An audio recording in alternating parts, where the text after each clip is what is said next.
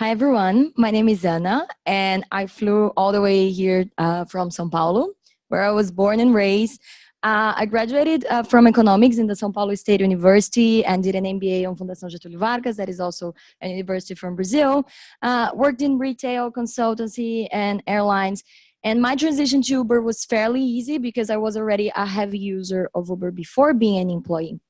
Now, I don't know if you guys know São Paulo, but São Paulo is a very complicated city to live in, especially when it comes to urban mobility.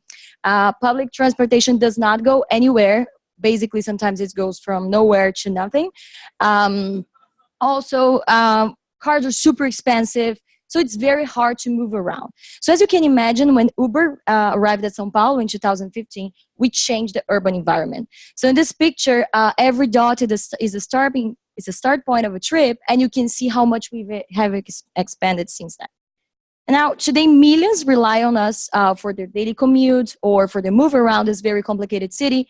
But sometimes things don't go as people expect, right? So maybe the driver took too long on the pickup.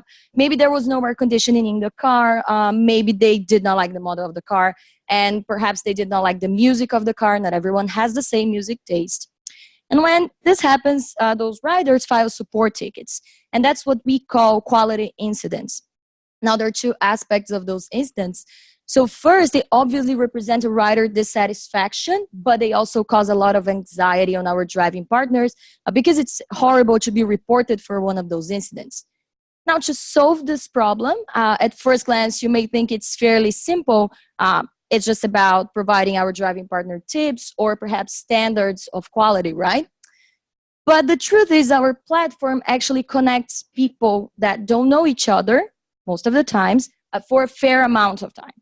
And when this happens, there's a lot of human interaction and there are a lot of random variables that make this quality control not a simple task, right? So let me give you some examples of things that actually happen in Brazil to illustrate this point.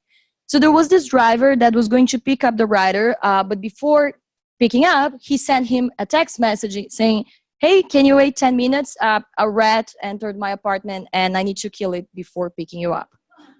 That actually happened. Surprisingly, the rider replied, "Haha, sure, good to go." And surprisingly, he gave a 5-star evaluation to that trip. I mean, he could have filed a ticket. That's what we would expect, but eventually he gave a 5-star evaluation. Now let's look at this other last fun example. The partner asked 5 minutes more because he had to withdraw cash to give us a change to the current rider. Well, the rider replied, okay, but he did not give a 4-star evaluation. And now my point in those things is not actually saying who is right or who is wrong, but it's showing the level of randomness of what can happen on a trip, right? And obviously we cannot give tips such as, hey, don't kill a rat before picking up your rider. We would probably need a creative team to come up with those rules, those random rules. So what we started to do in São Paulo was, okay, are there more objective, controllable variables that can predict tickets? And the first one that you can think of is car make or car year, for example. But this graph shows the distribution of ratings for the most popular car in Brazil, same make, same year of the car. And you can see like there is a lot of variability in there. And as a matter of fact, when we did research asking our riders what is more important on a trip, 70% of them report the driver service more important, for example, as vehicle age or even vehicle features. Now, in this context where we have a lot of random variables, rats and birds or whatever, how can we actually help our driving partners? So we came up with this fun thing that were info sessions that simulated interactions with riders in our activation centers for our driving partners. Now, the fun thing about these info sessions is not providing like guidances or rules, but it's more the interactions of several different partners that would share their story, share what happened, share how they reacted, and people would learn from each other in a very interactive way. Now, people that went through this lab definitely improve a lot of their ratings and also the quality ticket incidents, but then we have a problem. Currently, we have 500K driver partners in Brazil. I guess that's half of San Francisco, something like that.